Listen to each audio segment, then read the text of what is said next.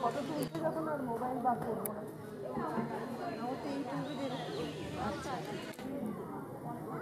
ভালো আছো?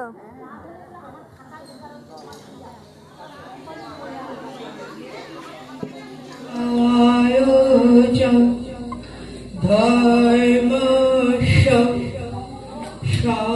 সর্বধর্ম স্বরূপিণে অবতার পরিষ্ঠায় রামকৃষ্ণায় তে নমঃ। ধর্মের প্রতিষ্ঠাতা তুমি, সর্বধর্মের প্রতিষ্ঠা করেছো তুমি এ যুগে। অন্য ধর্মের অনুশীলন করে তাদের ভিতরের সত্যকে পুনঃপ্রতিষ্ঠিত করেছ। তুমি সর্বধর্মের স্বরূপ, কারণ ধর্মমত তোমাকে বিকশিত।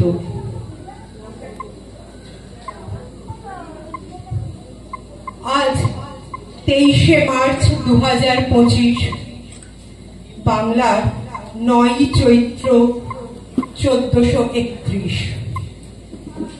খড়দহ পুরাতন রাসখোলা মিতালি সংঘের লাগোয়া ধ্রুবজ্যোতি মঞ্চে খড়দহ সারদা সেবা সংঘের আজ 28তম বার্ষিক উৎসব। আজ আমরা এখানে মিলিত হয়েছি শ্রী শ্রী রামকৃষ্ণ পরমহংসদেব, শ্রী শ্রী মাতা ঠাকুরানী এবং যুগাবতার স্বামী বিবেকানন্দ এই দিব্যত্রয়ীকে স্মরণে মননে আমরা বিভিন্নভাবে আলোচনা, পর্যালোচনা, সঙ্গীতের মাধ্যমে তাদের স্মরণ করব। আমি আর বেশি কথায় যাচ্ছি না, আমরা মূল অনুষ্ঠানে চলে আসছি। এবার আপনাদের সবাইকে একান্তভাবে অনুরোধ করছি, আপনাদের মোবাইল ফোনটি যদি একটু সুইচ অফ বা সাইলেন্ট মোডে রাখেন তবে ভালো হয়। আর পুরুষরা পুরুষের দিকে বসুন, মহিলারা মহিলাদের দিকে বসুন। আমরা বৈদিক মন্ত্রের মাধ্যমে আমাদের উদ্বোধনী সঙ্গীত শুরু করছি।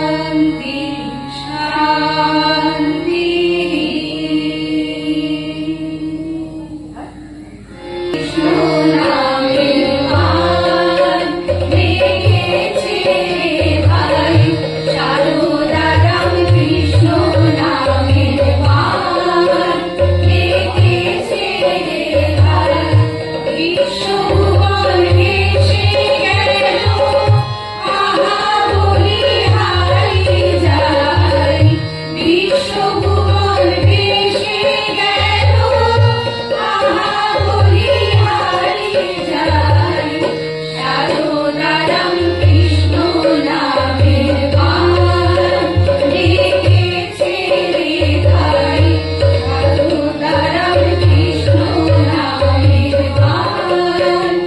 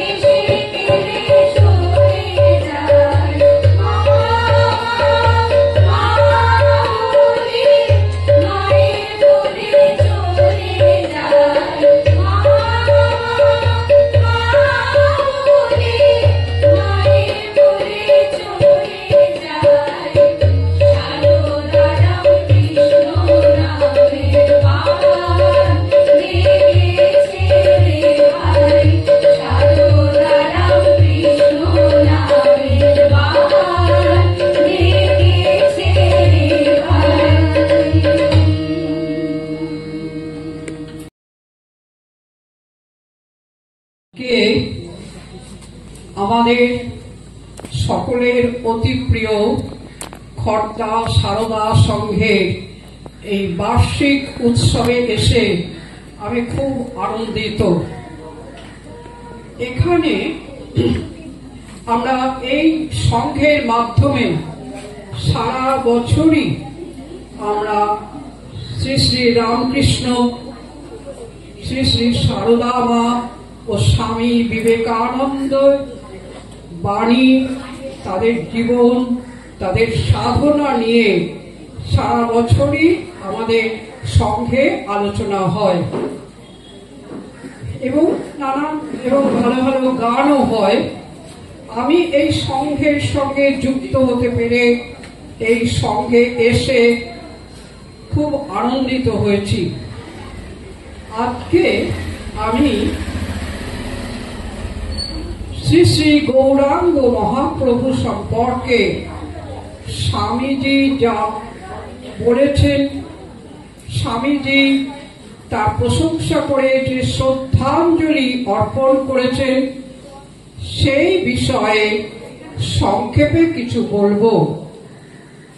শ্রী গৌরাঙ্গ মহাপ্রভু, যিনি সন্ন্যাস নেবার পর শ্রী চৈতন্য, কৃষ্ণ চৈতন্য নামে পরিচিত, বা সাধারণ আরো ছোট করে চৈতন্য দেব নামে পরিচিত, তিনি সমস্ত বাংলার অতি প্রিয় মানুষ। সত্যেন্দ্রনাথ দত্ত বলেছিলেন, বাঙালির হিয়া অমিয় মথিয়া নিমাই ধরেছে কায়া। বাংলার হৃদয়ের অমৃত মন্থন করে, তার ছোটবেলাকার নাম ছিল নিমাই, বলছেন সেই নিমাই যিনি পরে গৌরাঙ্গ মহাদেব বলে পরিচিত হয়েছেন এবং তারও পরে চৈতন্য দেব বলে পরিচিত হয়েছেন, তিনি শরীরী রূপ ধারণ করেছিলেন বাংলার হৃদয় মন্থন করে অমৃত নিয়ে। শ্রী গৌরাঙ্গ মহাপ্রভু সত্যি মহাসাধক ছিলেন। তার ভক্তরা তাকে শ্রীকৃষ্ণের অবতার বলে মনে করেন। তার অনেক নাম। ছোটবেলায় নাম ছিল নিমাই। নিম গাছের তলায় জন্মগ্রহণ করেছিলেন। তার গায়ের রং ছিল অতি উজ্জ্বল গৌরবর্ণ এবং অত্যন্ত মনোহর রূপ লাবণ্যে পূর্ণ ছিল তার অঙ্গ। তাই অনেকেই বলতেন গোরা, গৌরাঙ্গ, গৌর সুন্দর। 24 বছর বয়সে তিনি যখন সন্ন্যাস গ্রহণ করলেন তখন তার নতুন নাম হল শ্রীকৃষ্ণ চৈতন্য। কিন্তু আজও নবদ্বীপের কাছে, আজও বাংলার মানুষের কাছে তিনি শ্রী গৌরাঙ্গ মহাপ্রভু বলে বেশি পরিচিত। তার সম্বন্ধে স্বামী বিবেকানন্দ আলোচনা করে বলেছেন তিনি বাংলার আধ্যাত্মিক তন্দ্রা ভঙ্গ করেছিলেন। কেন এই কথাটা বললেন তাই নিয়ে আমি কিছু পড়াশোনা করলাম। তাতে অধিকাংশ লেখক বলছেন 15 শতকের শেষে যখন তিনি বাংলার নবদ্বীপে জন্মগ্রহণ করেছিলেন তখন ধর্ম ব্যবস্থার ক্ষেত্রে নানা সমস্যা ছিল। ধর্মের মূল যে সার সে কথাটাই লোকে ভুলে গিয়েছিল।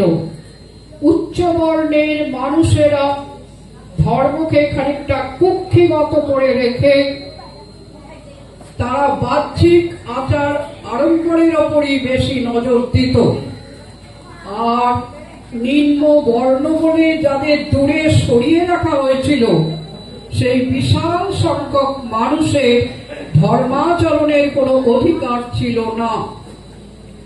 এবং তখন ছিল মুসলমান শাসক, তারা একদিকে তো অত্যাচার করতই, আর তারা কি করত, কারাবাসের ভয় দেখাতো এবং জাতি নাশ করার ভয় দেখাতো। তাহলে এইরকম একটা সামাজিক পরিস্থিতিতে শ্রী চৈতন্য দেব বা শ্রী গৌরাঙ্গ মহাপ্রভু দোল পূর্ণিমার দিন নবদ্বীপে আবির্ভূত হয়েছিলেন। তিনি প্রেম ও ভক্তিমূলক বৈষ্ণব ধর্ম প্রচার করেছিলেন। বৈষ্ণব ধর্ম আগেও ছিল, কিন্তু সেখানে প্রেম ভক্তির খুব অভাব ছিল। সকলেই ভগবানকে ডাকত তখন নিজেদের স্বার্থ সাধনের উদ্দেশ্যে। ভগবানের প্রতি যে ভালোবাসা সেটা প্রায় ছিল না। সেই সময় শ্রী গৌরাঙ্গ মহাপ্রভু এলেন এবং তিনি বললেন ধর্মের সার কথা হচ্ছে ঈশ্বরকে ভালোবাসা, নিঃস্বার্থভাবে প্রাণের সমস্ত অনুরাগ দিয়ে তাকে ভালোবাসতে হবে। এবং তিনি আরেকটা বৈপ্লবিক কাজ করেছিলেন, অত্যন্ত সাহসিক কাজ করেছিলেন। তিনি জাতিভেদ বর্ণভেদ অগ্রাহ্য করলেন। তিনি বললেন এই প্রেম ভক্তিমূলক বৈষ্ণব ধর্ম সকলকে দিতে হবে। অবশ্য এর উদ্যোক্তা ছিলেন অদ্বৈত আচার্য। অদ্বৈত আচার্য তাকে বলেছিলেন যদি প্রেম ভক্তি বিতরণ করো তবে উচ্চ নীচ পুণ্যবান পাপী সকলকে দিতে হবে। চৈতন্যদেব তাই করেছিলেন।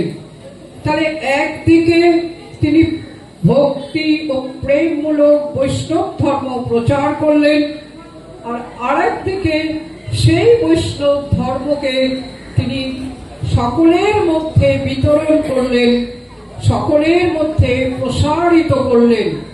তার মানে বৈষ্ণব ধর্মের দরজা তার আগে উন্মুক্ত ছিল না। যাদের জন্য উন্মুক্ত ছিল না বা যাদের জন্য বৈষ্ণব ধর্মের দরজা বন্ধ ছিল, তিনি তাদের জন্যই বৈষ্ণব ধর্মের প্রাঙ্গণ উন্মুক্ত করে দিলেন।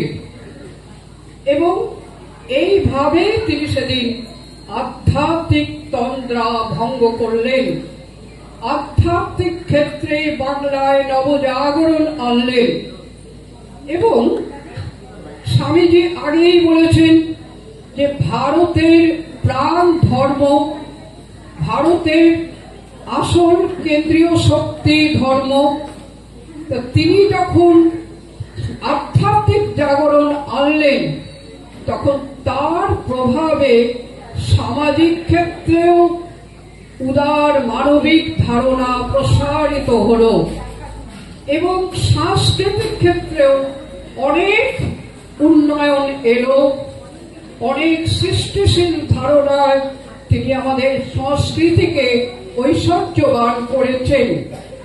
তাই স্বামীজি বলেছেন যে সেদিন ভারতের প্রথম, বাংলার প্রথম আধ্যাত্মিক তন্দ্রা ভঙ্গ হয়েছিল। গৌরাঙ্গ মহাপ্রভু নবদ্বীপে জন্মগ্রহণ করেছিলেন 1486 সালে। তিনি প্রথম 24 বছর নবদ্বীপে ছিলেন। নবদ্বীপ তখন বিদ্যা চর্চার কেন্দ্র ছিল। তার মাতামহ নীলাম্বর চক্রবর্তী বিদ্বান ছিলেন, তার পিতা জগন্নাথ মিশ্র বিদ্বান ছিলেন। অত্যন্ত বিদ্বান পরিবারে এবং বিদ্যা চর্চার কেন্দ্রে তিনি জন্মগ্রহণ করেছিলেন। ছোটবেলায় মেধাবী ছিলেন এবং 16 বছর বয়সের মধ্যে সব শাস্ত্রের অধ্যয়ন শেষ করেছিলেন। তারপর অধ্যাপনা করতেন। এই সময় তিনি বিবাহ করেছিলেন, সংসার করতেন। এই সময় 21-22 বছর বয়সে তিনি গয়া তীর্থে গিয়েছিলেন। সেখানে হঠাৎ তার মধ্যে গয়ার পদপদ্ম, বিষ্ণুর পদপদ্ম দর্শন করার পর কৃষ্ণ ভক্তির প্রকাশ হল। সেই কৃষ্ণ ভক্তি প্রচন্ড ভাবে তার মধ্যে প্রকাশিত হতে লাগলো। সেই সময় সেখানে ঈশ্বর পুরীর সঙ্গে তার দেখা হয়েছিল। কৃষ্ণ ভক্ত মাধবেন্দ্র পুরীর শিষ্য ঈশ্বর পুরী কৃষ্ণ ভক্ত ছিলেন। তখন তার কাছে গৌরাঙ্গ মহাপ্রভু এলেন এবং তারপর নিরন্তর কৃষ্ণ নাম জপ করতে লাগলেন। এই প্রসঙ্গে স্বামীজি বলেছেন যে পুরী সম্প্রদায় বোধহয় বিধাতা কর্তৃক নির্দিষ্ট ছিল যে তাঁরাই বাংলার ধর্ম প্রতিভা জাগ্রত করবেন।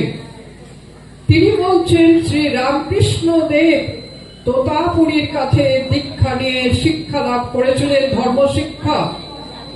সুতরাং পুরী সম্প্রদায় বাংলার ধর্ম প্রতিভা জাগ্রত করে দেবার জন্য বিধাতা কর্তৃক নির্দিষ্ট ছিলেন।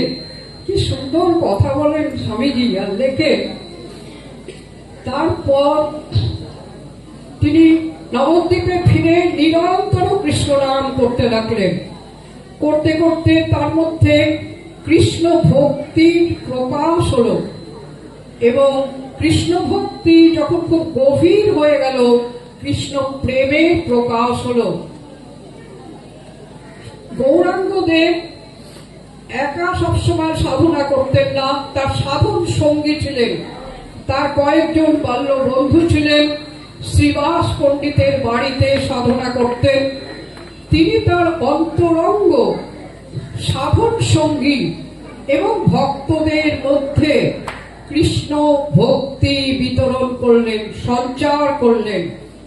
আমাদের শাস্ত্রে আছে শক্তি সঞ্চারের কথা। উপযুক্ত গুরু শক্তি সঞ্চার করতে পারেন। তা তিনি তার অন্তরঙ্গ ভক্তদের মধ্যে ভক্তি সঞ্চার করলেন, কৃষ্ণ প্রেম সঞ্চার করলেন, ধর্ম প্রেম ভক্তিমূলক ধর্ম দান করলেন। এই প্রসঙ্গে স্বামীজি বলছেন, ধর্ম যে দান করা যায় এটা আমার জীবনের বাস্তব অভিজ্ঞতা আছে। একজন মানুষ তার দৃষ্টিতে, তার স্পর্শে আরেকজনের ধর্ম প্রতিভা জাগ্রত করতে পারেন, তার জীবন পরিবর্তন করতে পারেন। তিনি যখন বিবেকানন্দ যখন কলেজের ছাত্র ছিলেন তখনই তিনি শ্রীরামকৃষ্ণের কাছে গিয়েছিলেন এবং শ্রীরামকৃষ্ণের স্পর্শে, শ্রীরামকৃষ্ণের দৃষ্টিপাতে তার সমগ্র জীবন পরিবর্তন হয়ে গেছিল, জীবনে পরিবর্তন এসেছিল। তাই স্বামীজি বললেন, ধর্ম দেয়া যায়, ধর্ম প্রতিভা জাগ্রত করা যায় এবং তার দ্বারা একজন মানুষের পূর্ণ পরিবর্তন আনা যায়। স্বামীজি তাকে বলেছেন তিনি ভক্তির শ্রেষ্ঠ অবতার। এমনকি একথাও বলেছেন যে সমগ্র পৃথিবীতে ভক্তিবাদের শ্রেষ্ঠ আচার্য হলেন শ্রী গৌরাঙ্গ মহাপ্রভু। শ্রী গৌরাঙ্গ মহাপ্রভু কৃষ্ণের সাধনা করতেন। কোন কৃষ্ণের সাধনা করতেন? তিনি বৃন্দাবনের যে নিত্য কিশোর কৃষ্ণ, যে শ্যাম সুন্দর কৃষ্ণ, তারই আরাধনা করতেন এবং ভক্তি পথে আরাধনা করতেন। তিনি সকলকে বলেছেন যে কৃষ্ণকে ভক্তি করতে হবে, প্রেমের সঙ্গে তার সাধনা করতে হবে। এবং পরবর্তীকালে স্বামীজি বলছেন তার ভক্তির তরঙ্গে সমগ্র বাংলা প্লাবিত হয়েছিল এবং সকলের প্রাণে শান্তি এসেছিল। তার ভক্তির তরঙ্গ বাংলা ছাড়িয়ে উড়িষ্যা, বৃন্দাবন এবং ভারতবর্ষের অন্যান্য স্থানেও ছড়িয়ে পড়েছিল। তিনি বলছেন শ্রীকৃষ্ণকে পেতে গেলে ভক্তি চাই। বিবেকানন্দ বলছেন ঈশ্বরকে পেতে গেলে ভক্তি চাই। প্রাণ খুলে, কি সুন্দর লিখেছেন স্বামীজি, প্রাণ খুলে তাকে ডাকতে হবে, হৃদয় খুলে তাকে হৃদয় দিয়ে গ্রহণ করতে হবে। স্বামীজি বলছেন যে গৌরাঙ্গ মহাপ্রভুর জন্যই সেই সময় বাংলার ধর্ম সাধনার সঙ্গে ভারতের অন্যান্য অঞ্চলে ধর্ম ভাবনার যোগ হয়েছিল। খুব গুরুত্বপূর্ণ কথা।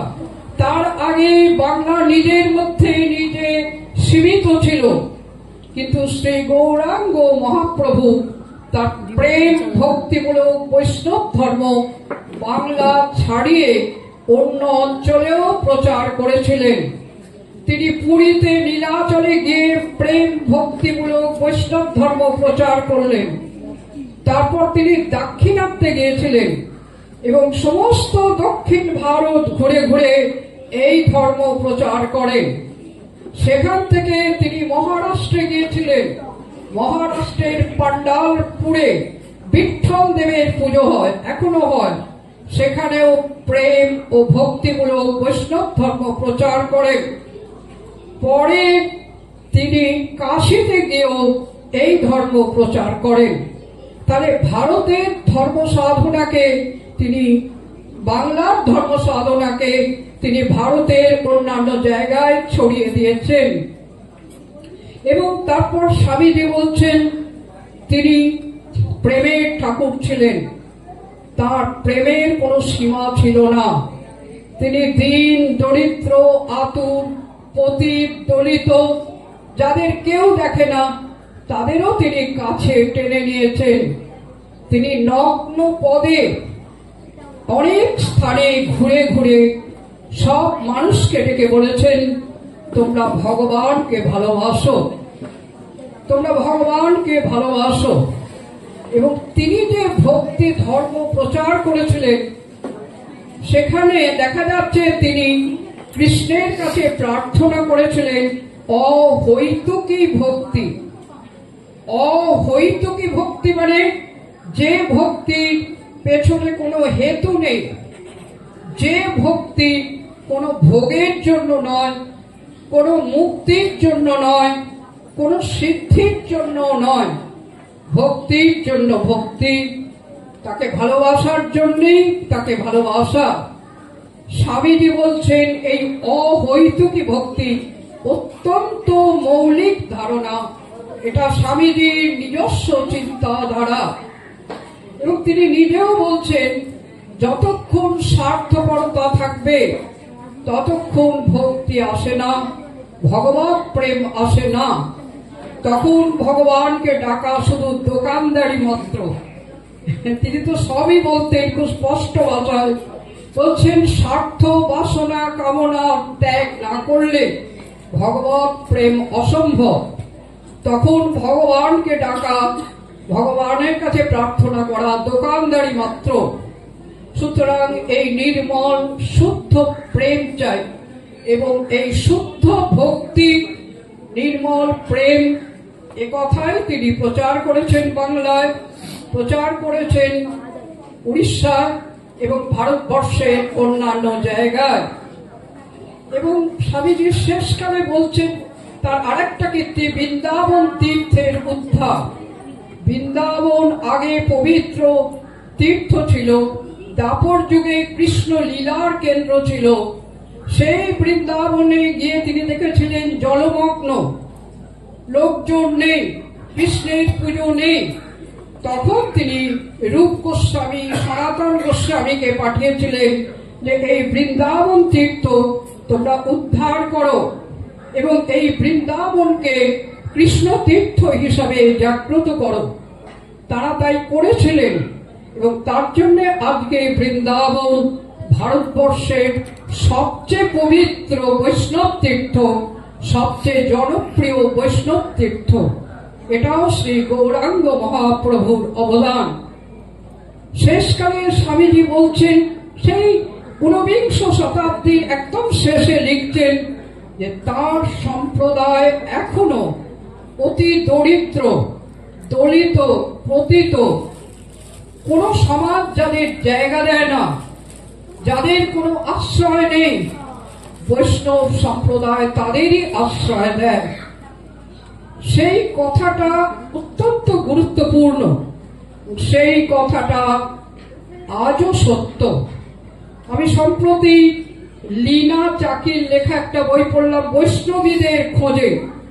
এমন অনেক মেয়েরা আছে যাদের সংসারে কেউ চায় না, যাদের সংসারে কেউ আশ্রয় দেয় না, তারা বৈষ্ণব মঠে এখনো আশ্রয় পেয়েছে।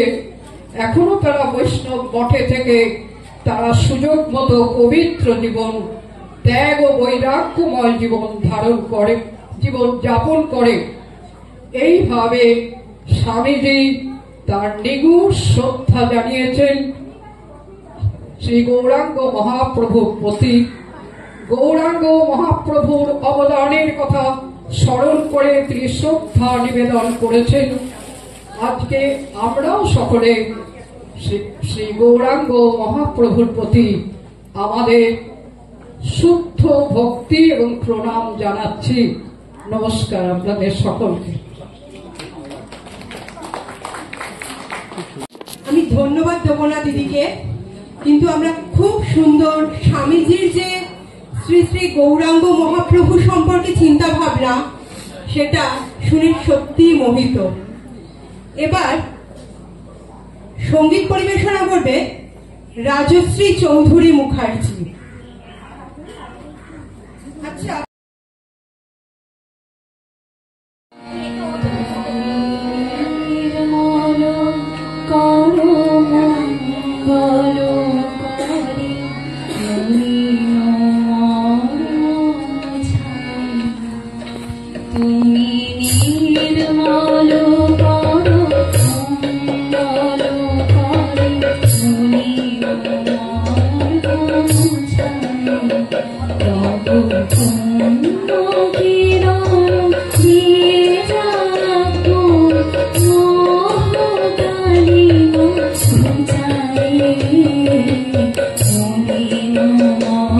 পরিবেশন করবে ঈশানী দাস। খর্দহ সারদা সেবা সংঘের এই সমগ্র অনুষ্ঠানটায় আমাদের যিনি অকৃপণভাবে সাহায্য করছেন, প্রসূন ভট্টাচার্য তবলায় সহযোগিতা করে।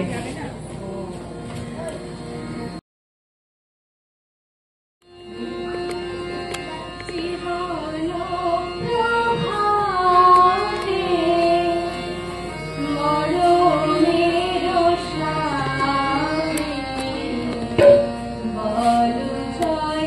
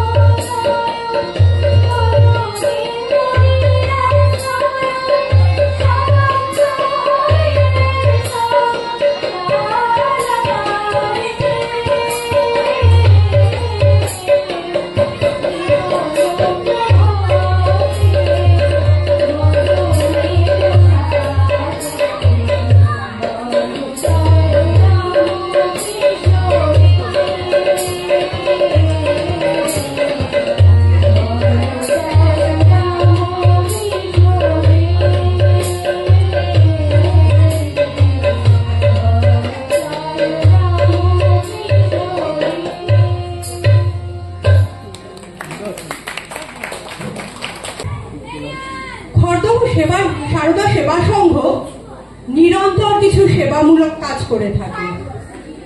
এলাকার সমস্ত মানুষদের সাহায্যের জন্য তারা সবসময় হাত বাড়িয়ে রাখে। তেমনি এক ছোট্ট প্রয়াস এলাকার কিছু ছোট ছোট ছেলে মেয়েকে লেখাপড়ার কিছু সামগ্রী প্রদান করা। এই কাজটার জন্য আমি মঞ্চে ডেকে নিচ্ছি শ্রীমতী বিথি মুখার্জি এবং শ্রীমতী রমা দাসকে। দুঃখিত, মিনতি দাস না, রমা দাস না, মিনতি দাস। মিনতি দাস এবং বিথি মুখার্জি।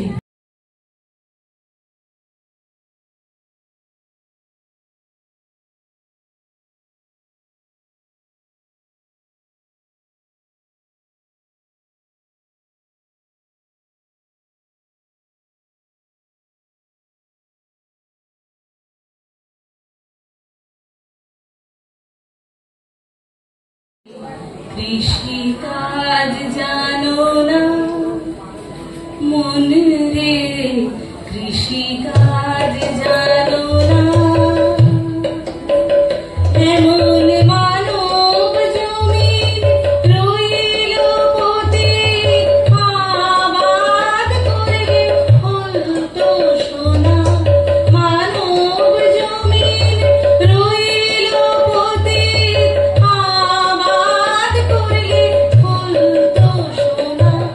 মন রে, কৃষি কাজ জানো না,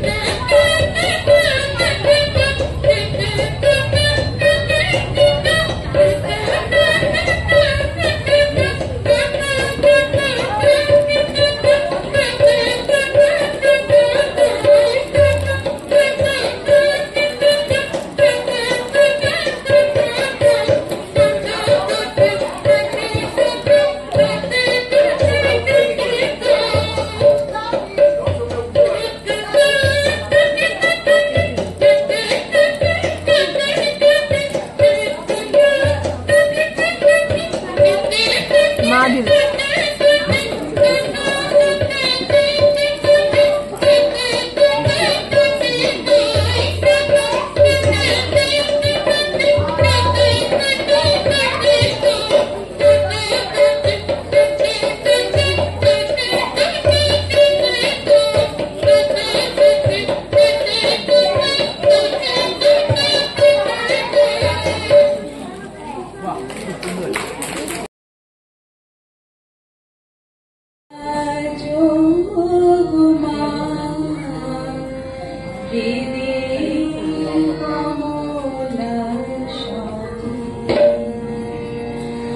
একবার বিরাজো মা হৃদি কমলাসনে, একবার বিরাজো মা হৃদি কমলাসনে, তোমার ভুবন ভরা রূপটি একবার দেখিলে লই মনয়নে, ভুবন ভরা রূপটি একবার দেখিলে লই মনয়নে, কমলাসনে একবার বিরাজো মা হৃদি কমলাসনে।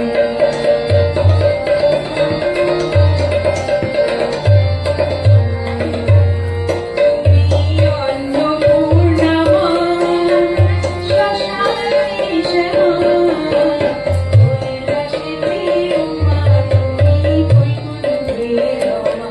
তুমি অন্নপূর্ণা মা, শ্মশানে শ্যামা, কৈলাসেতে উমা, তুমি বৈকুণ্ঠে রমা।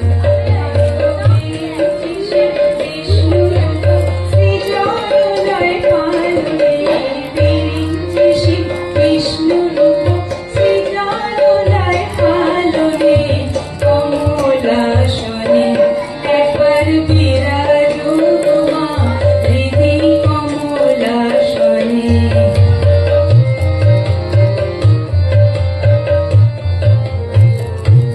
তুমি পুরুষ কি নারী বুঝিতে নারী, স্বয়ং না বুঝালে তাকে বুঝিতে পারি। তুমি পুরুষ কি নারী বুঝিতে নারী, স্বয়ং না বুঝালে তাকে বুঝিতে পারি।